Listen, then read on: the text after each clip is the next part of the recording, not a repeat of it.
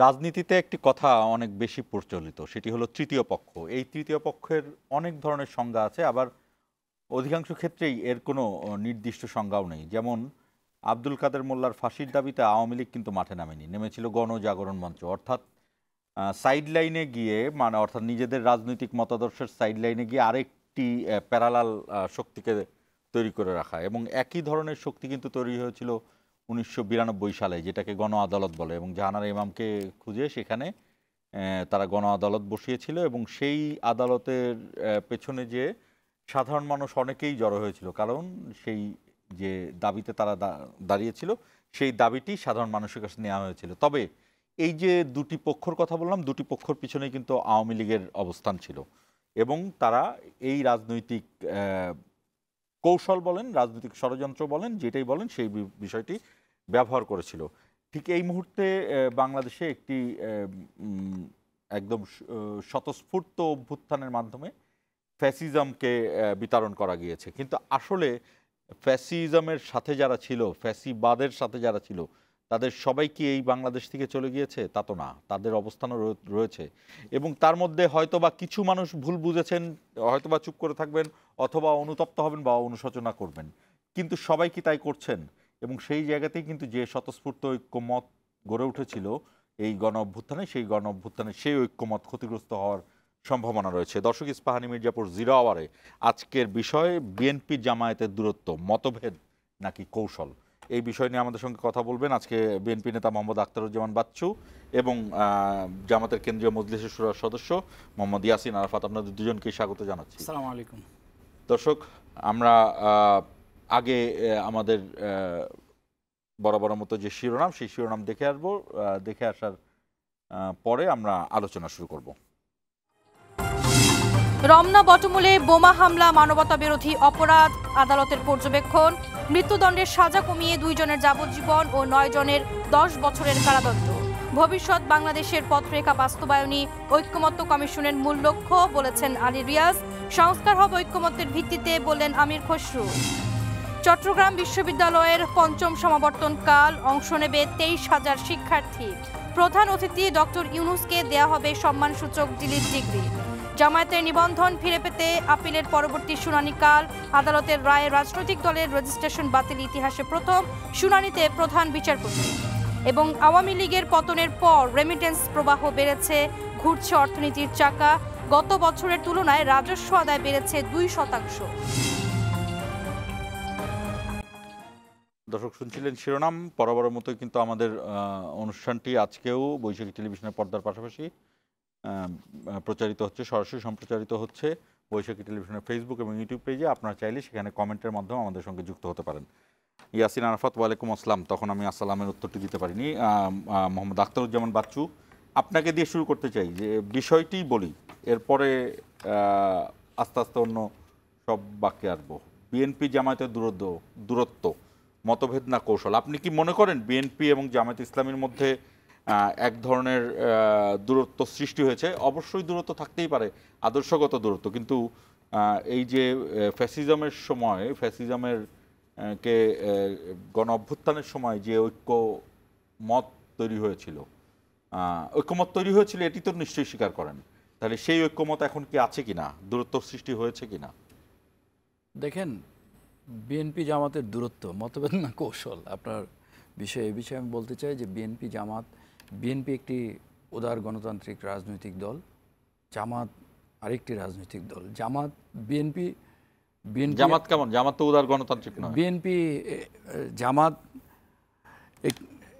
তাদের রাজনীতি আলাদা। বিএনপি যেরকম উদার গণতান্ত্রিক রাজনৈতিক দল, জামাত ধর্মের উপর ভিত্তি করে একটি রাজনৈতিক দল। আমাদের শহীদ রাষ্ট্রপতি জিয়াউর রহমান বলেছিলেন যে ধর্মের উপর ভিত্তি করে, শুধু ধর্মের উপর ভিত্তি করে একটি দলের রাজনীতি চলতে পারে না। সেই জন্য বিএনপিকে একটি উদার গণতান্ত্রিক রাজনৈতিক দল, একটি বাংলাদেশি জাতীয়তাবাদী আদর্শের উপর ভিত্তি করে বিএনপিকে উনি গড়ে তুলেছেন। বিএনপির হলো বাংলাদেশি জাতীয়তাবাদী বিশ্বাসী, বিএনপি হলো বাংলাদেশপন্থী। আর আমাদের নেত্রী, দেশনেত্রী বেগম খালেদা জিয়া বলেছেন, আমরা ডান কিংবা বামপন্থী নই, আমরা ডানপন্থীর বামে এবং বামপন্থীর ডানের বামে, বামের ডানে। হ্যাঁ, সেজন্য আমরা বিএনপি বাংলাদেশ যেরকম বাংলাদেশের জনগণ আসলে বাংলাদেশের দেখেন, বাংলাদেশের অধিকাংশ জনগণ মুসলিম, কিন্তু আপনার বাংলাদেশের জনগণ কিন্তু মানে ধর্মীয় গোড়ামিতে বিশ্বাসী না। বাংলাদেশ সব দলের সহাবস্থান, এবং এটাই বাংলাদেশের রাজনীতির সৌন্দর্য। এবং বিএনপির কাছে বাংলাদেশের মানুষ প্রত্যাশা করে, বাংলাদেশের মানুষের প্রত্যাশা অনুযায়ী বিএনপি একটি সব দল মত ধর্ম বর্ণ নির্বিশেষে বিএনপি সবার স্পিরিট অন করে। বিএনপি এখানে মুসলিম বৌদ্ধ খ্রিস্টান আপনি বিএনপি জামায়াতের দূরত্ব হয়েছে কিনা এটি এখনো বলেনি, এটি নিশ্চয়ই পরে বলবেন। ইয়াসিন আরাফাতের কাছে যাইতে চাই, সেটি হলো যে বিএনপির সংজ্ঞা দিলেন আখতারুজ্জামান বাচ্চু, এর সঙ্গে সঙ্গে কিন্তু জামাতের সংজ্ঞাও কিছুটা দাঁড়ালো। তো আপনারা কি মনে করেন উদার গণতান্ত্রিক দল বলতে কি বোঝায়? বাংলাদেশি জাতীয়তাবাদ, সেটির জায়গায় আপনাদের মতামত কি? জি, বিসমিল্লাহির রহমানির রহিম। বৈশাখী টেলিভিশনের আজকের এই টকশো অনুষ্ঠানের সম্মানিত সঞ্চালক, আমার সাথে উপস্থিত বিজ্ঞ আলোচক এবং দর্শকবৃন্দ যারা আমাদেরকে দেখছেন বা পরবর্তীতে দেখবেন, সকলকে শুভেচ্ছা জানাচ্ছি, আবারও সালাম জানাচ্ছি। আসসালামু আলাইকুম রহমতুল্লাহ। আজকের বিষয়টা এখন সাংবাদিকরা এই সাবজেক্টটা বেশি খোঁজার চেষ্টা করছে। বিএনপি জামাত বিরোধ কৌশল না কি, বা কী ধরনের ব্যবস্থাপনা? দেখেন, 2001 সালের আগে বিএনপি জামাত 4 দলীয় ঐক্য জোটের একটা জোট গঠন করেছিল। এদেশে আওয়ামী দুঃশাসনের বিরুদ্ধে তৎকালীন সময়ে একটা ঐক্যবদ্ধ প্ল্যাটফর্ম করেছিল নির্বাচনকে সামনে রেখে। আদর্শিক জায়গা থেকে আমার ভাই বলেছেন বিএনপি বহুদলীয় গণতন্ত্র বিশ্বাস করে, উদার রাজনৈতিক দল, আবার ধর্মের ভিত্তিতে রাজনীতি চলতে পারে না, জিয়াউর রহমানের কথা উল্লেখ করেছেন। জামাত ইসলামী আগাগোড়া একটা আদর্শবাদী রাজনৈতিক দল। জামাত ইসলামী গণতান্ত্রিক আদর্শে বিশ্বাসী, জনমানুষের বিশ্বাসের প্রতিফলন ঘটিয়ে জামাতের গঠনতন্ত্রের উল্লেখ আছে মানুষের নৈতিক চরিত্রকে সংশোধন করে গোটা জাতির ম্যান্ডেট নিয়ে জামাত এদেশে একটি কল্যাণমুখী রাষ্ট্র প্রতিষ্ঠা করতে চায়। জামাত সেই লক্ষ্যে, জামাতকে আপনি বিভিন্ন বিশ্লেষণ করতে পারবেন। এখন মূল কথা হচ্ছে, আমি যা বিশ্বাস করি, আমি যা ধারণ করি, আমার গঠনতন্ত্রে যা আছে তা আমার বাস্তবে প্রতিফলন ঘটে কিনা, সেটা হচ্ছে জনগণের মূল্যায়নের বিষয়। এই জায়গা থেকে আমি বিশ্বাস করি জামাত আদর্শিক রাজনৈতিক ধারার যে সুষ্ঠু ধারার রাজনীতি বিশ্বাস করে, সেটি তার বাস্তবে প্রতিফলন ঘটায়। এখন কথা আসছে যে বিএনপির সাথে জামাতের 4 দলীয় জোট ছিল, 18 দলীয় জোট ছিল, 20 দলীয় জোট ছিল, সে জায়গায় এখন বিরোধ এটা নাকি কৌশল। 4 দলীয় জোট 2006 সাল পর্যন্ত ক্ষমতায় ছিল, তার পরবর্তীতে এটা আরও সম্প্রসারিত হয়ে 18 দল 20 দল হয়েছে। কিন্তু বিএনপি এক পর্যায়ে এসে এই জোটটিকে আর কার্যকর করেনি বা আগ্রহ আর দেখায়নি। 2018 সালের নির্বাচনে জামাতের সাথে আলোচনা ছাড়াই ডক্টর কামাল হোসেনকে দিয়ে এই একটা নির্বাচনের বৈতরণী পার হওয়ার চেষ্টা করেছিল। তখন আমরা বুঝতে পেরেছিলাম যে বিএনপি আর এই জোটটাকে জামাতের সাথে রিলেটেড করে আগাতে চায় না। আপনাকে একটা বিশ্লেষণ খুব সুষ্ঠুভাবে দেখতে হবে, সেটা হচ্ছে 24-এর গণ আন্দোলনে আমরা সবাই রাজপথে ছিলাম, বিএনপি ছিল, জামাত ইসলামী ছিল, সকল ধরনের আওয়ামী লীগ এবং তার দোসর যারা তারা ছাড়া। কিন্তু এটা বিএনপির আহ্বানে কিংবা জামাতের আহ্বানে হয়নি, এটা ছাত্রদের গণ অভ্যুত্থানের ভিত্তিতে তাদের আহ্বানে সবাই আমরা একসাথে আসতে বাধ্য হয়েছি। কিন্তু এই আহ্বানটা জামাতের পক্ষ থেকে আরও 5 বছর 10 বছর আগে থেকে ছিল, যে একটা প্ল্যাটফর্মে এসে আমরা একটা ঐক্যবদ্ধ আন্দোলন করি। আমাদের বিশ্বাস ছিল বিএনপি জামাত সহ এই 18 বা 20 দলের ঐক্যবদ্ধ প্ল্যাটফর্মের ভিত্তিতে আন্দোলন ঘটলে পতন সরকারের আরও আগেও হতে পারত, কিন্তু সেটা বিএনপির অনাগ্রহের কারণে হয়নি। আমি ছাত্র শিবিরের কেন্দ্রীয় সভাপতি ছিলাম 2017-18 সেশনে। আমি 2012 সাল থেকে ছাত্র শিবিরের কেন্দ্রীয় কমিটির সদস্য ছিলাম। আমরা তখন থেকে চেষ্টা করেছি, 2001 সালে বিএনপি জামাতের যে ভূমিধস বিজয় হয়েছিল, সেখানে কিন্তু ছাত্র ঐক্যের একটা বিশাল প্রভাব ছিল। মুক্তাঙ্গনে ছাত্রদল, ছাত্র শিবির, খেলাফত মজলিস, জমিয়ত আরও যারা ছিল, সকলে মিলে হাতে হাত রেখে মুষ্টিবদ্ধভাবে ঐক্যবদ্ধভাবে লড়াই করে সে সময় আওয়ামী লীগকে পরাজিত করে 2001 সালে ভূমিধস বিজয় হয়েছিল। এটি বারবার কিন্তু আমরা ছাত্রদলকে বলার চেষ্টা করেছি। ছাত্রদলের কেন্দ্রীয় সভাপতিদের সাথে প্রকাশ্যে বসা যেত না, আড়ালে বসতে হতো। তারা বলে যে উপরের নির্দেশনা নেই, আসুন একটু আড়ালে কথা বলি। তো কোন অদৃশ্যের সুতায় তারা ছাত্র ঐক্যটাকে কার্যকর করার চেষ্টা করেনি সেটা আমরা জানি না, সেটা ছাত্রদলের নেতৃবৃন্দ ভালো করে জানেন। 2017, 2018 দুই সেশন আমি অনেক চেষ্টা করেছি। খালেদা জিয়ার গ্রেপ্তারের পরে আমরা চেয়েছিলাম যে সকল ছাত্র সংগঠন মিলে, ছাত্র ঐক্য যারা ছিল বা পরবর্তীতে আরও যে সকল ছাত্র সংগঠনগুলো এই কাতারে এসেছে, যে আমরা একটা বিবৃতি দেই, কারণ আপসহীন নেত্রী, দেশ নেত্রী, ভারতীয় আধিপত্যবাদের বিরুদ্ধে মূর্ত প্রতীক হিসেবে খালেদা জিয়ার গ্রেপ্তারের প্রতিবাদে সকল ছাত্র সংগঠনের একক একটা বিবৃতি গেলে সেটা ভালো একটা কার্যকর ভূমিকা পালন করবে। সকল দল এক হলো, কিন্তু ছাত্রদল বিবৃতিতে একসাথে দিতে রাজি হলো না। আমরা পরবর্তীতে 16টা ছাত্র সংগঠন মিলে তখন বিবৃতিটা দিয়েছি। তখন মিডিয়া থেকে কথা আসছে ছাত্রদল দেয় নাই কেন, আমরা তাদেরকে প্রশ্ন করেছি কিন্তু কথা আসে নাই। এই যে দূরত্ব কিন্তু তখন থেকে, এটা বিএনপির অনাগ্রহের কারণে বা ছাত্রদলের অনাগ্রহের কারণে। এখন বিরোধটা কোথায়? এখন হচ্ছে ধরেন 2024 কিছুটা বিরোধ আছে। 2024-এর গণ অভ্যুত্থানের পরে এদেশের মানুষ নতুন করে বাংলাদেশকে দেখতে চেয়েছিল, চাঁদাবাজি মুক্ত, টেন্ডারবাজি মুক্ত, দখলবাজি মুক্ত। এই জায়গায় আমি মনে করি বিএনপির গুটি কয়েক নেতৃবৃন্দ, জামাত যখন চাঁদাবাজির বিরুদ্ধে কথা বলে, জামাত কিন্তু কখনো বিএনপির নাম ধরে চাঁদাবাজির কথা বলে নাই। বুঝে যেখানে যেখানে চাঁদাবাজি হয়, যারা চাঁদাবাজি করে, দখলবাজি করে, লুণ্ঠন করছে, তার বিরুদ্ধে কথা বলেছে। কিন্তু এটাকে গায়ে নিয়ে বিএনপির কিছু নেতৃবৃন্দ এটাকে জামাতের বিরুদ্ধে বলছে, জামাতের কথা বলছে। আর মাঠ পর্যায়ে যেখানে যেখানে ধরো 16 বছরে জামাতকে অনেকে মূল্যায়ন করতে পারেনি বিভিন্ন রাজনৈতিক নেতৃবৃন্দ, এখন যখন জামাত সুযোগ পাচ্ছে কাজ করার জন্য, যখন দেখছে মাঠ পর্যায়ে কোথাও কোথাও তাদের মূল্যায়নের জায়গা থেকে জামাত মনে হয় এখানে ভোটে জিতে যাবে, জামাতের এমপি প্রার্থী তিনি মনে এগিয়ে যাচ্ছেন, সেখানে কিছু বিরোধ, সেখানে কিছু জামাতের প্রোগ্রামে হামলা করা বা বাধা দেওয়ার কিছু ঘটনা ঘটছে। ওভারঅলি ঐক্যের জায়গা থেকে, জুলাইয়ের যে চেতনার জায়গা থেকে আমি মনে করি বিএনপি, জামাত বা অন্যান্য রাজনৈতিক দল সবাই এখনো এক আছে। এখনো আমি আপনার বক্তব্য কি, যেটি ইয়াসিন আরাফাত বললেন যে বিরোধটি হঠাৎ করে আসে নাই, রাজনৈতিক এক ধরনের বিরোধ তো রয়েছেই। যারা সংস্কারের তালিম দিচ্ছে 17 বছর তাদের রাস্তায় দেখা যায়নি। আমির খসরু, মাহমুদ চৌধুরী, বিএনপির অন্যতম গুরুত্বপূর্ণ স্থায়ী কমিটির সদস্যদের মধ্যে অন্যতম গুরুত্বপূর্ণ তিনি।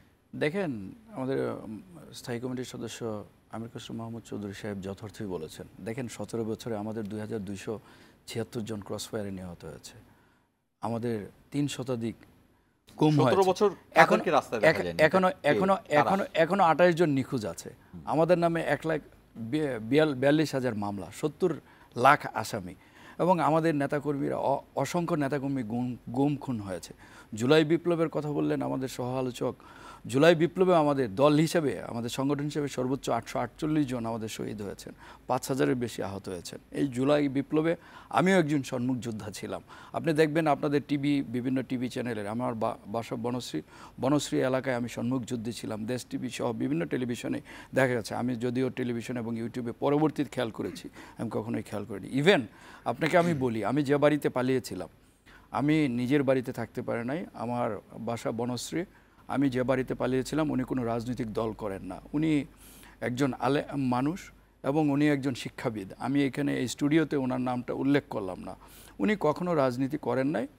ওইখানে আমি শুধু ওই বাসায় পালিয়ে থেকেছি, গোয়েন্দা সংস্থা এটা জেনেছে। জানার পর উনি একজন শিক্ষাবিদও বটে। ওনার বই পড়ে পড়ে, অনার্স এবং ইন্টারমিডিয়েট এবং অনার্সে ওনার বই পড়ে পড়ে ছাত্ররা পাশ করে এমন একজন ব্যক্তি। হ্যাঁ, ওনাকে ধরে নিয়ে টিভি সেন্টারে নাশকতা মামলা দিয়েছে। আল্লাহর কাছে শুকরিয়া যে 5ই আগস্ট আমার ছাত্র জনতার গণ অভ্যুত্থানে সর্বস্তরের জনগণের একটি ত্যাগ, এত হাজার হাজার নেতা মানুষের শহীদানের বিনিময়ে, পঙ্গুত্বের বিনিময়ে আমরা স্বাধীনতা ফিরে পেয়েছি। তারপর আমি যখন 5ই আগস্ট, তারপর আমি যে কাপড়ে ছিলাম, আমার নির্বাচনী এলাকা ময়মনসিংহ 10 গফরগাঁও পাগলা, আমি এই কাপড়ে আমি চলে গেছি। তারপর ওনাকে আমি ধরে নিয়ে টিভি সেন্টারে নাশকতার মামলা দিয়েছে 5ই আগস্টের বিপ্লবের পর। পরবর্তীতে উনি ছাড়া পেয়েছেন। এই যে বাংলাদেশ, আমরা এই বাংলাদেশ যে একটি, আমাদের স্থায়ী কমিটির সদস্য আমির খসরু মাহমুদ যেটি বলেছেন যে 17 বছর তাদের কাউকে রাস্তায় দেখা যায়নি। শেখ হাসিনা পালানোর পরবর্তী বাংলাদেশ কেমন হবে, এই সংস্কারের মাথায় রেখে বিএনপি 31 দফার দাবি দিয়েছিল। আমি জানতে চাচ্ছি যে এই যে 17 বছর যে রাস্তায় যাদেরকে দেখা যায়নি, এটা কারা? দেখেন, 17 বছর কাদেরকে দেখা গেছে, আপনি একজন সংবাদকর্মী হিসাবে আপনি আমাদের সাথে দীর্ঘদিন ছিলেন। এই 17 বছর আপনিও আমাদের সাথে মানে রাস্তায় আমাদের নিউজ বলতে কভার হলো যে করতে গিয়ে আমি আপনি রাজপথে ছিলাম। আপনি নিউজ কভার করতে গিয়ে আমরা রাজপথে সংগ্রাম করেছি, আপনারা নিউজ কভার করেছেন, আপনারা দেখেছেন কারা ছিল বা ছিল না। এখন আমরা বিএনপি যখন আমাদের দেখেন আওয়ামী লীগের সাধারণ সম্পাদক ওবায়দুল কাদের বলেছিল যে আওয়ামী লীগ ক্ষমতা থেকে গেলে একদিনে 2 লাখ লোক আওয়ামী লীগের লোক মারা যাবে। আমাদের নেতা বিএনপির মাননীয় ভারপ্রাপ্ত চেয়ারম্যান তারেক রহমানের নির্দেশনায় আমি যে কাপড়ে ছিলাম সেই কাপড়ে আমার নির্বাচনী এলাকায় আমি চলে গিয়েছি।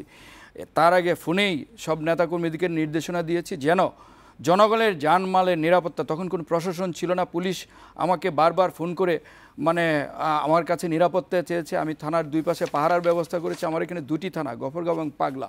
এরকমভাবে আমাদের নেতাকর্মীরা দিন রাত সেখানে সাধারণ মানুষের যেরকম নিরাপত্তা দিয়েছে, প্রশাসন পুলিশ বাহিনীরও নিরাপত্তা দিয়েছে। আমরা এদেশের মানুষের পাশে ছিলাম, অতীতেও ছিলাম, আন্দোলনেও ছিলাম, সংগ্রামেও ছিলাম। বিএনপি সবসময় জনগণের সাথে পাশে থাকে। কারা ছিল না আপনারাও জানেন, আমরাও জানি। আর 5ই আগস্টের পর কারা ওই যে মানে আকারে ইঙ্গিতে বিএনপিকে দোষারোপ মানে করার যে প্রতিযোগিতা, একটি অসুস্থ রাজনৈতিক প্রতিযোগিতায় নেমেছে, আপনারাও জানেন। কেউ কেউ বড় বড় মানে আর্থিক প্রতিষ্ঠান যখন দখল করে তখন সেটাই হয় না, কিন্তু বিএনপির যত দোষ নন্দ ঘোষ। এখন বিএনপির কাঁধে আর্থিক প্রতিষ্ঠানে কি দখল হয়েছে আপনারা আমরা সংবাদ মাধ্যমের হ্যাঁ, সংবাদ মাধ্যমে আমরা দেখতে পেয়েছি, আপনারা ভালো জানেন যে কারা দখল করেছে, কারা গিয়েছে। আমরা বিএনপি আসলে দখল নৈরাজ্যের রাজনীতি করে না, বিএনপি এদেশের জনগণের নিরাপত্তা বিধান করে। আমি একটা উদাহরণ আপনাকে দিলাম, সারা দেশেই বিএনপি আমাদের নেতা বিএনপির মাননীয় ভারপ্রাপ্ত চেয়ারম্যান তারেক রহমানের নির্দেশনায় বিএনপি সারা দেশের মানুষের জানমালের নিরাপত্তা দিয়েছে। আর বিএনপি জাতীয় ঐক্যের ডাক দিয়েছে। আমাদের নেতা তারেক রহমান বলেছেন স্বাধীনতার পরে জাতীয় ঐক্যের সুযোগকে হাতছাড়া করেছে, যে সেই সুযোগকে আর হাতছাড়া করা যাবে না, আর পুনরাবৃত্তি করা যাবে না। বিএনপি যদি নির্বাচনে দেখেন, বিএনপি একটি জনসম্পৃক্ত রাজনৈতিক দল। বিএনপির লক্ষ কোটি জনগণ, এদেশের মানুষ বিএনপিকে সমর্থন করে, বিএনপিকে ভালোবাসে। আপনি তৃণমূলে যান, তৃণমূলে মানে বিএনপির বাইরে আসলে আর কারো জনপ্রিয়তা নাই। যারা এখন আমাদের মানে বিএনপির কাতারে বা বিএনপিকে প্রতিপক্ষ, জনপ্রিয়তা তো নিশ্চয়ই বিএনপির পাওয়া যাবে হলো ভোট হলে। না অনেকেই ধরেন বিএনপির কাতারে বা বিএনপির জনপ্রিয়তার কাছাকাছি চিন্তা করে। আপনারা যদি বিগত নির্বাচনগুলো দেখেন বা তৃণমূলে যান, সাধারণ মানুষের কাছে যান, কার জনপ্রিয়তা কত % বা কিরকম বিগত দিন এবং বর্তমানে সেটা আপনারা জানেন। এটা সাধারণ ভাবে বলতে পারবেন না, এটা ভোটের মাধ্যমে নির্ধারিত হবে। অফকোর্স আমরা জনগণের ক্ষমতায়নে বিশ্বাস, জনগণের ভোটে বিশ্বাসী, জনগণের অধিকার আদায়ের জন্য জনগণের ভোটাধিকার বলতে পারবেন না, জনগণের ভোটাধিকার প্রতিষ্ঠায় আমরা 17 বছর রাজপথে ছিলাম। 17 বছরে কার কতজন নেতাকর্মী গুম হয়েছে আপনি দেখেন, কার কতজন নেতাকর্মী, কোন দলের কতজন নেতাকর্মী গুম হয়েছেন, কোন দলের কতজন নেতাকর্মী আপনি তো নাম বলতে যাচ্ছেন না, আমি বলি যে জামাত ইসলামীরও তো জামাত ইসলামীর আপনি দেখেন কতজন, জামাত ইসলামীর শীর্ষ নেতৃত্বই কিন্তু এই 17 বছরের ফাঁসিতে ঝুলেছে। শীর্ষ নেতৃত্ব সেটা একটি ভিন্ন, সেটা একটি ভিন্ন পার্সপেক্টিভ। আপনি সেটা একটি ভিন্ন পার্সপেক্টিভ, ভিন্ন। কিন্তু রাজপথে কতজন আত্মাহুতি দিয়েছেন, বিএনপির কতজন ক্রসফায়ারের শিকার হয়েছেন, আমি তো বললাম পরিসংখ্যানটা 2276 জন বিএনপির ক্রসফায়ারের শিকার হয়েছে। বিএনপির আপনি কিছু বলবেন কিনা, না হলে আমরা বিরতিতে যাব। 3 শতাধিক গুম হয়েছে, এখনো 28 জন নিখোঁজ রয়েছে। আমির খসরু মাহমুদ চৌধুরী তিনি একজন বিএনপি স্থায়ী কমিটির সদস্য। আসলে এই ধরনের কথাগুলো জাতীয় ঐক্যকে কিছুটা হলে নস্যাৎ করে। ওনারা এই 2 মাস 3 মাস আগ থেকে এই কথাগুলো বলছেন, শুরুতে কিন্তু এই কথাগুলো বলেন নাই। বরং আমি আজকেও কিছু ভিডিও দেখলাম যেখানে ছাত্ররা যারা এখন এনসিপি করেছে বা আগে দল করে নাই, তারা দল করার আগ পর্যন্ত কিন্তু বিএনপির দৃষ্টিকোণ থেকে তারা ভালোই ছিল। দল করার পর থেকে তাদের ভাবে এই কথাগুলো আসছে। 17 বছর ধরে যারা রাজপথে ছিল না, এখন 2018 সালে কোটা সংস্কার আন্দোলনে তো এরাই নেতৃত্ব দিয়েছিল। আবার 2024-এ কোটা সংস্কার আন্দোলনের স্ফুলিঙ্গ থেকেই তো 24-এর গণঅভ্যুত্থানের জন্ম। এই জন্য আমি বিশ্বাস করতে চাই নিরাপদ সড়ক চায়ের আন্দোলনটাও এরাই করেছে, যারা পরে ইউনিভার্সিটিতে এসেছে। তো আমি এই জন্য বলবো, এই ধরনের কথাবার্তা না বলে বিএনপি 31 দফা দিয়েছে, তারা তাদের কথাটা বলতে পারে, কিন্তু আগে কে রাজপথে ছিল না। আমার একটা কথা মনে পড়লো এটাতে, শেখ হাসিনা যখন বলল যে শেখ হাসিনা যতদিন জীবিত থাকবে, ক্ষমতা থাকবে, ততদিন দেশের স্বাধীনতা সার্বভৌমত্ব নিয়ে কোনো কেউ সিনেমিনি খেলতে পারবে না। এই কথা বলার সাথে তো আমার একটু ভয় লেগে গেল। আসলে শেখ হাসিনা যা বলে তার উল্টোটা ঘটে। শেখ হাসিনা যখন বলে যে বাংলাদেশের সবচেয়ে সুষ্ঠু নির্বাচন হয়, তখন আসলে কোনো সুষ্ঠু নির্বাচন হয় না, কথা উল্টা হয়ে যায়। এই জন্য 17 বছরে কারা রাজপথে ছিল না। যেমন বেগম খালেদা জিয়া দেশে চিকিৎসা পরবর্তী দেশে ফেরার পরে ফেসবুকে দেখলাম যে হাজার হাজার লক্ষ লক্ষ জনতা, তো অনেকে কমেন্টস লিখছে বালুরটার যখন ছিল এই লক্ষ জনতা কোথায় ছিল। 17 বছরে বিভিন্ন সময় হরতাল হয়েছে, অবরোধ হয়েছে, কর্মসূচি হয়েছে। বিএনপির ছাত্রদলের বিভিন্ন কর্মসূচি আমরা তো লক্ষ্য করেছি, দেখেছি। 7জন 10 জনের বেশি পাওয়া যেত না, কিন্তু ছাত্রদলের এক বছরের কমিটি হয়েছিল 770 জন কেন্দ্রীয় কমিটির সদস্য। এই কমিটি ঘোষণার পর যে কর্মসূচি, সেখানে কিন্তু 70 জনকে পাওয়া যায়নি। তো এই জন্য এই ধরনের কথা বললে কিন্তু উপর দিকে থুতো মেললে নিজেদের গায়ে পড়ার কথা। আমার মনে হচ্ছে সচেতন রাজনীতির অংশ হিসেবে, স্থায়ী কমিটির সদস্য হিসেবে ঐক্যমতের জায়গা, সৃষ্টির জায়গা থেকে জুলাই চেতনাকে ধারণ করে এ ধরনের কথা পরিহার করলে দেশের জন্য ভালো, জাতীয় ঐক্যের জন্য ভালো।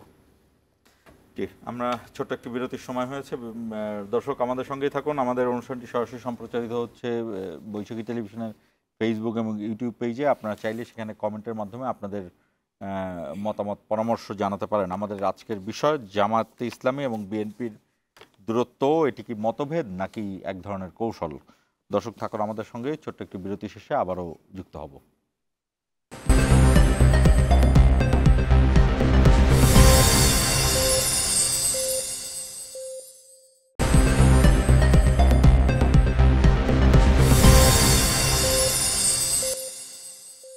দর্শক আবারও স্বাগত ইস্পাহানি মির্জাপুর জিরাওয়ারে।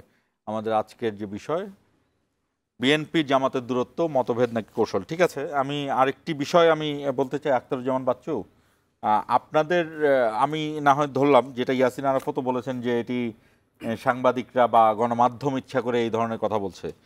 ঠিক আছে, আপনার চাঁদাবাজ, দখল এগুলোর ভিতরে গেলাম না। ঐক্যমত্য কমিশনে বিএনপি এবং জামাত যে রিপোর্ট দিয়েছে, তাদের যে চাওয়া, সেখান থেকে সুস্পষ্ট পার্থক্য রয়েছে। যা বিএনপি চায় তা জামাত চায় না, এবং জামাত যা যা বলছে বিএনপি তা তা বলছে না। এবং একইভাবে আমি ঐক্যমত্য কমিশনের বেশ কয়েকটি, মানে অন্তত 7টি জায়গায় তাদের মতভেদ রয়েছে, মত পার্থক্য রয়েছে, এবং সেগুলো খুবই উল্লেখ করার মতো পার্থক্য। 1, 2 হলো নির্বাচনের সময় নিয়ে কিন্তু এখনো কথা চলছেই। কেউ বলেন, আমি এটা ইয়াসিন আরাফাতের কাছেও আসবো, আগে আপনার কাছে জানতে চাই। কেউ বলেন যে জামাতে যেহেতু নিবন্ধন ক্যান্সেল হয়েছে, জামাত যেহেতু এখন আপিল বিভাগের মধ্যে আছে, আমি স্পেসিফিকভাবে বলছি যে কেন বিএনপি এবং জামাতের দূরত্বটা ঘটেছে, এরপর আপনারা আলোচনায় যেতে পারবেন। সেই হেতু জামাত একটু সময় চায়, মানে আদালতের এই যে প্রক্রিয়াতে আসবে, এবং জামাতের একজন শীর্ষ নেতাকেও তারা মুক্তি নিতে পারে, এবং সেই জায়গা থেকেই তারা আরেকটু সময় চাওয়ার জন্যই তারা নির্বাচন নিয়ে আরেকটু পরে যেতে চায়। এখন এই যে ঘটনাগুলো বললাম, আপনি রাজনীতিবিদ হিসেবে মনে করেন কিনা যে এগুলো কোনো ফ্যাক্টর এই যে দূরত্ব তৈরির জন্য? আমি আপনাকে প্রথমে আমাদের সহ আলোচক একটা বিষয় উত্থাপন করেছেন। উনি বলেছেন যে ছাত্রদলের 770 সদস্যের কমিটি দেওয়ার পর দেখা গেছে মিছিলে 70 জন পাওয়া যায় না। আমি ওনার না বলেছেন 10-12 জনের বেশি পাওয়া যায়, 10-12 জনের বেশি পাওয়া যায় না আসলে, হরতাল অবরোধে। ওনার এটা আমি দ্বিমত পোষণ করছি। আমাদের তখন মিছিলগুলো বিভিন্ন জায়গায়, বিভিন্ন স্পটে ভাগ করে দেওয়া হয়েছে, ঢাকা শহর সহ সারা দেশে। আর একটা রাজনৈতিক সংগঠন, ছাত্রদল একটি বৃহৎ ছাত্র সংগঠন, বাংলাদেশের সকল গণতান্ত্রিক আন্দোলনে, 90-এর স্বৈরাচার এরশাদ বিরোধী আন্দোলন সহ সকল গণতান্ত্রিক আন্দোলনে, সর্বশেষ জুলাই আন্দোলনে ছাত্রদলের 3 শতাধিক ছাত্রনেতা শহীদ হয়েছে, তাদের পরিসংখ্যান এবং নাম সহ পত্রপত্রিকায় আসছে। তো সুতরাং ছাত্রদলকে এত আন্ডারমাইন করে কথা বলা, এটা আমি আসলে ওনার কাছে প্রত্যাশা করি না। উনি যেহেতু ছাত্র রাজনীতি করা একজন মানুষ, আমরাও ছাত্র রাজনীতি করেছি, এরশাদ বিরোধী আন্দোলনে আমরা সক্রিয় কর্মী ছিলাম। এখন পর্যন্ত সেই এরশাদ বিরোধী আন্দোলন নির্যাতন এখনও বয়ে বেড়াচ্ছি, থেরাপি নিয়ে চলছি। আর হলো যে মিছিল, আমরা ছাত্রদলই একমাত্র সংগঠন যে সেই আন্দোলনে ছাত্রদলই মাঠে ছিল, বিভিন্ন জায়গায় ভাগ হয়ে মিছিল করেছে। কোথায় ছাত্র শিবির মিছিল করেছেন সেটা আপনারা বলতে পারবেন। তো এরকমভাবে আসলে সরাসরি কোনো ছাত্র সংগঠনকে আক্রমণ করে কথা বলা, এটা মনে হয় যে আসলে রাজনৈতিক শিষ্টাচার বা এর মধ্যে আমি আসলে আমি এই মুহূর্তে আমাদের নেতা বিএনপির মাননীয় ভারপ্রাপ্ত চেয়ারম্যান জাতীয় ঐক্যকে ডাক দিয়েছেন। উনি বলেছেন যে বিএনপি যদি 300 আসনের মধ্যে যদি 250 আসনও পায়, বিএনপি কিন্তু এককভাবে সরকার গঠন করবে না। বিএনপি সবাইকে নিয়ে, সব দল মতের, সব গণতান্ত্রিক রাজনৈতিক দলকে নিয়ে, শুধু ফ্যাসিস্টদেরকে বাদ দিয়ে সকল গণতান্ত্রিক রাজনৈতিক দলকে নিয়ে জাতীয় সরকার গঠন করবে, জাতীয় ঐক্যের সরকার গঠন করবে, জাতীয় ঐক্যকে সুসংহত করবে। এটা হলো যে মানে আমার সহ আলোচকের প্রশ্ন উনি যে এটা করেছেন সেটার আমি প্রত্যুত্তরে বললাম। আর দ্বিতীয়ত আপনি যেটি প্রশ্নটি রেখেছেন যে জামাতের নিবন্ধন এখনো ফিরে পায় নাই, আবার নতুন নতুন অনেক রাজনৈতিক দল গঠন করেছে। আমরা সকল নতুন রাজনৈতিক দলকে আমরা স্বাগত জানাই। সবাই রাজনৈতিক, সবার মত পোষণ করা, সবার জনপ্রিয়তা যাচাই করার আর অধিকার রয়েছে। জনগণের সেই জনপ্রিয়তা যাচাই হবে জনগণের রায়ের মাধ্যমে, জনরায়ের মাধ্যমে, ভোটের মাধ্যমে, গণতন্ত্রের মাধ্যমে। কিন্তু কাউকে বিশেষ সুবিধা দেওয়ার জন্যে, কারো একটু বেশি প্রস্তুতি দেওয়ার জন্য কোনো একটি রাজনৈতিক দলের একটু মানে তার একটু সুবিধা দেওয়ার কারণে নির্বাচনটা পিছিয়ে দিতে হবে, এইটা কোনো কাজের কথা হইতে পারে না। বাংলাদেশের জনগণ 17 বছর ভোট বঞ্চিত ছিল। বাংলাদেশের জনগণ মুখিয়ে আছে তাদের ভোটের অধিকার প্রতিষ্ঠা করার জন্য। তারা গণতান্ত্রিক সরকার প্রতিষ্ঠার মাধ্যমে, জনগণের সরকারই পারে বাংলাদেশের মতো একটি বৃহৎ জনগোষ্ঠীর দেশকে পরিচালনা করতে।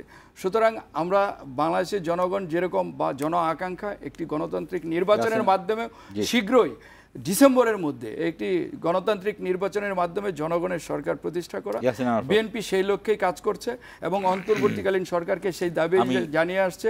এবং আমি আশা করব যে সকলেই অন্তর্বর্তীকালীন সরকার দ্রুত ডিসেম্বরের মধ্যে নির্বাচন দিয়ে জনগণের সরকার।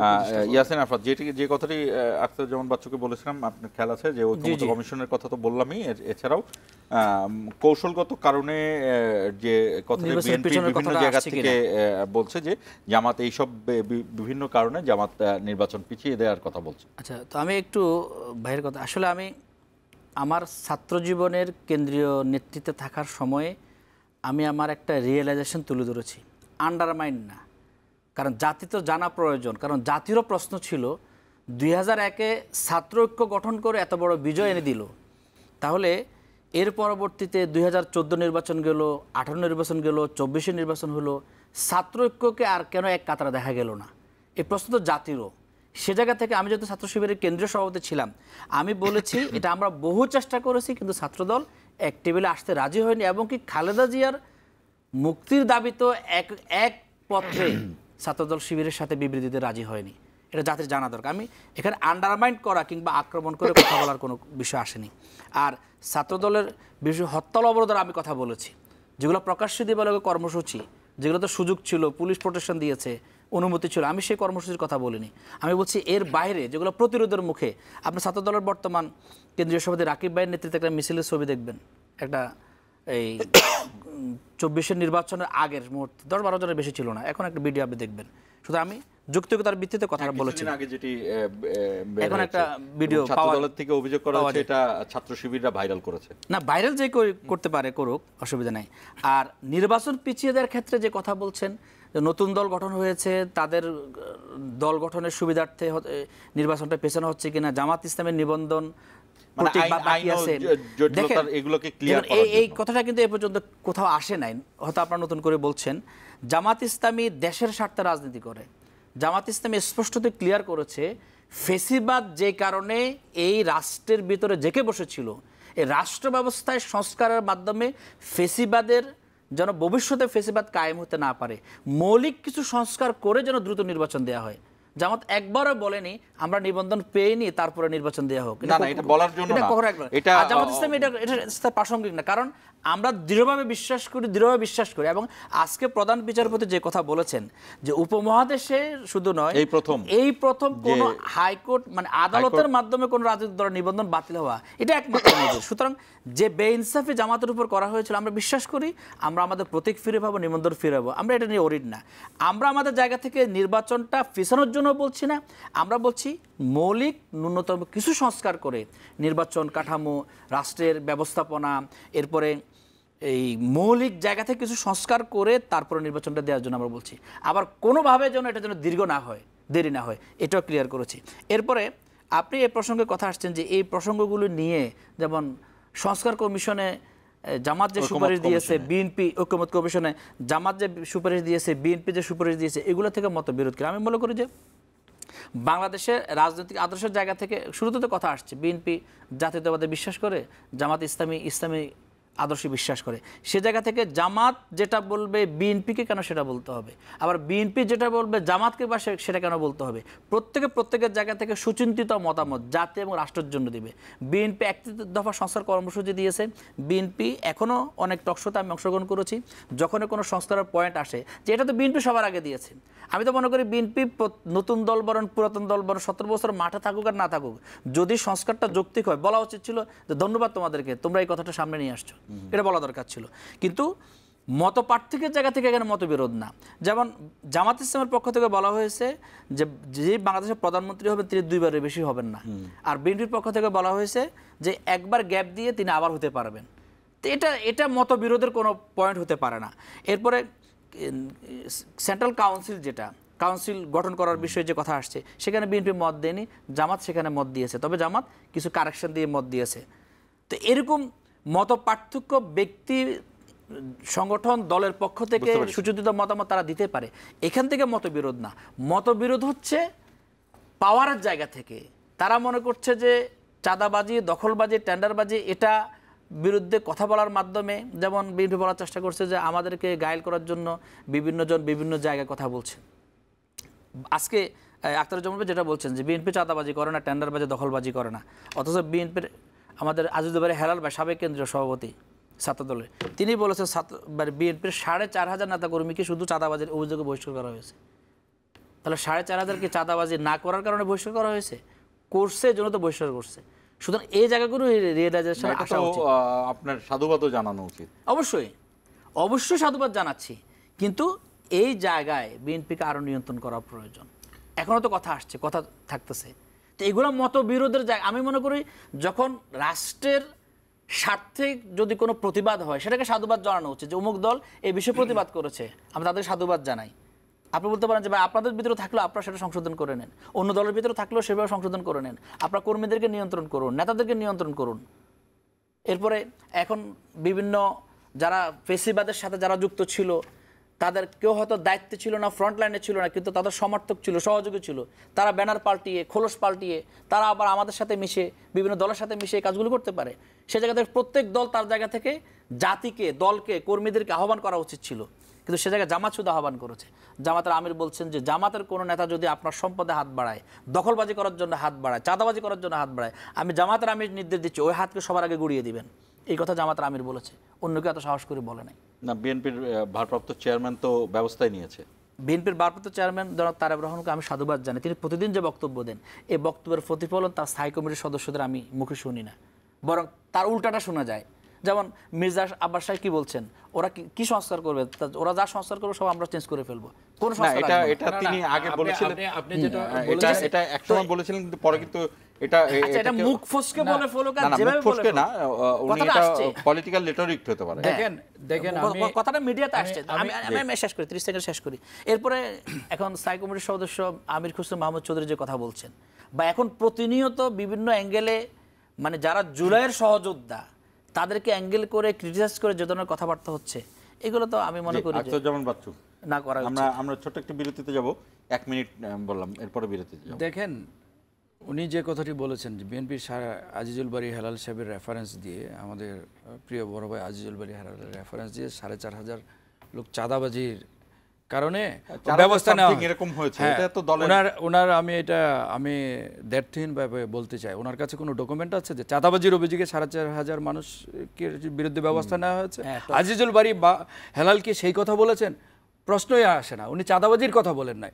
আমরা দেখেন দলীয় বিভিন্ন দলীয় শৃঙ্খলাভঙ্গ আর চাঁদাবাজি দুইটা কিন্তু আলাদা জিনিস।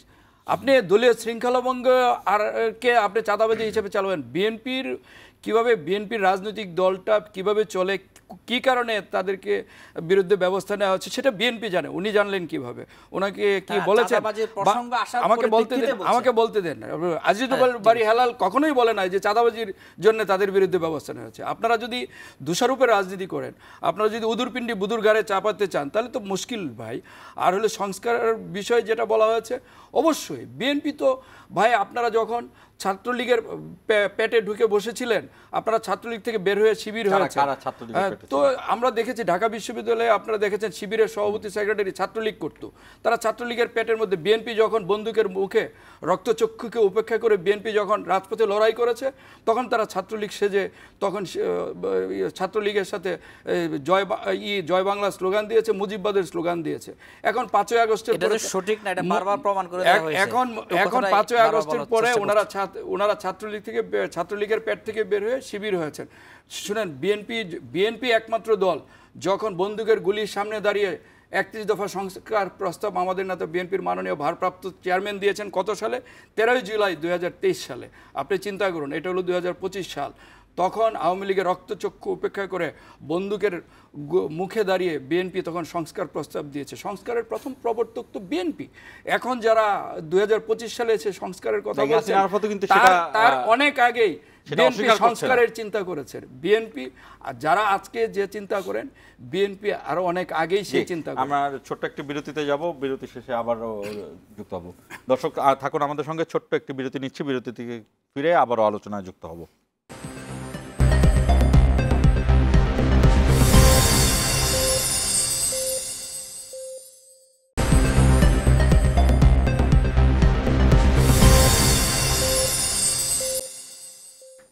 দর্শক আবার স্বাগত। ইস্পাহানি মির্জাপুর জিরা আর আমাদের অনুষ্ঠানটি সরাসরি সম্প্রচারিত হচ্ছে বৈশাখী টেলিভিশনের পর্দা এবং পাশাপাশি ফেসবুক এবং ইউটিউব পেজে।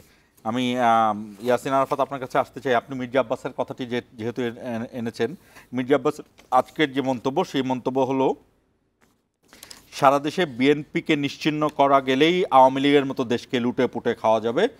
দেশের বিএনপি নিধন শুরু হয়েছে এবং আওয়ামী লীগকে পুনর্বাসনের কোনো ইচ্ছে বিএনপি নাই, কিন্তু বিএনপিকে ইন্টেনশনালি কেউ এইভাবে অপপ্রচার চালাচ্ছে এবং সেই জায়গা থেকে সরকার নিরপেক্ষ ভূমিকা রাখতে পারছে না। জি দেখেন, এটা মির্জা আব্বাস সাহেব আজকে বলছেন বিষয় এরকম না। রিজভী সাহেব একদিন কথা বলছেন, কথাটা এ ধরনের যে বিএনপির বিরুদ্ধে ঐক্যবদ্ধ প্রচারণা হচ্ছে, বিএনপি চাঁদাবাজি করছে, টেন্ডারবাজি করছে, এটা এক ধরনের মানে গুজব বা এক ধরনের প্রোপাগান্ডা তারা বলছেন। আমি আপনাকে একটু আগে অনিয়ারে বলছিলাম যে আমি 9 মাসের টকশোতে 8 মাস বিএনপির বিরুদ্ধে কথা বলা লাগে নাই, কিন্তু এখন কথাগুলো আসছে। কেন আসছে? ধরেন মোহাম্মদপুরে চাঁদাবাজি হচ্ছে, কোনো একজন অভিযোগ দিলেন, কোনো একটা পত্রিকা খুলে দেখলাম কে চাঁদাবাজি করছে, অভিযোগটা কার বিরুদ্ধে আসছে, সেখানে বিএনপির কথা আসছে। হতে পারে বিএনপির কোনো নেতা, অথবা নাম ভাঙিয়ে বিএনপি, নাম ভাঙিয়ে হোক বা বিএনপি হোক সরাসরি। আর পত্র পত্রিকায় অহরহ যে বরিশালে কোন অফিস থেকে বিএনপির নেতাকর্মীদেরকে 10 জনকে ধরা হয়েছে, সেনাবাহিনী ধরলো চাঁদাবাজির অভিযোগে, কোথাও 10 লাখ টাকা চাওয়া হলো, সেখানে ধরলো। এরকম প্রতিদিন এমন কোথাও নাই যে কোনো না কোনো পত্রিকা বা অনলাইন মিডিয়াতে অথেন্টিক নিউজ দিয়ে, পত্রিকার ছবি দিয়ে ব্যক্তির নাম প্রকাশ করে এই নিউজ আসছে। এই জন্য আমি বলি, বিএনপি বৃহৎ রাজনৈতিক দল হিসেবে এবং জনগণের জুলাই বিপ্লবের পরবর্তী প্রত্যাশার জায়গা হিসেবে তাদের সাংগঠনিক শৃঙ্খলাটা আরও কঠোর করা প্রয়োজন। বিএনপির নাম ভাঙিয়ে যদি কেউ করে, এটির দায় কি বিএনপির উপরে যায়? এটির দায় বিএনপির উপর যায় না, কিন্তু বিএনপির সেটা খতিয়ে দেখা উচিত, বিবৃতি প্রকাশ করা উচিত। যেমন এই ব্যক্তির নাম প্রকাশ করলো যে আব্দুল কুদ্দুস নামে একজন, বা আব্দুর রহিম সাবস বললাম, তাহলে এই ব্যক্তি বিএনপির না, এটা তো বলার বিএনপির রাইট আছে, অধিকার আছে, এবং যা থেকে ক্লিয়ার করারও তথ্য দেওয়ার দায়িত্ব বিএনপির আছে। সে জায়গা থেকে হচ্ছে না। আরেকটা হচ্ছে যে ধরো 4500 বা 1000 বা 2000 যাই বলি, এটা চাঁদাবাজির প্রসঙ্গে কথাটা আসছে, কিন্তু আমার কথা হচ্ছে অনেক জায়গায় পত্রিকার রিপোর্ট হচ্ছে যাকে আপনি বহিষ্কার করছেন, কয়েকদিন পরে সে আবার তার শপথে ফিরে আসছে। ছাত্রদলের কেন্দ্রীয় সভাপতির যে গাড়ির ড্রাইভার, গতকাল আমি দেখলাম ফেসবুকে অনলাইনে নিউজে, যে ব্যক্তিকে চাঁদাবাজির অভিযোগে দল থেকে বহিষ্কার করা হয়েছিল, তিনি ছাত্রদলের কেন্দ্রীয় সভাপতির ড্রাইভার। তাহলে আপনি কি বলবেন? এই জন্য কিছু অভিযোগ শোনেন, বাঙালি জাতির একটা স্বভাব হচ্ছে কি, ঘটনা 10টা ঘটলে এটাকে 15টা বলে 14টা বলে, জি। কিন্তু কিছু তো ঘটছে। একটু আমি বলা প্রয়োজন, আমরা একদম আমার শেষ এই যে প্রান্তে। ভাই একটু আগে যেটা বললেন যে লুঙ্গির নিচে থেকে, এটা একদম ডাহা মিথ্যা কথা, এটা একদম প্রতিহিংসা পরায়ণ আচরণ।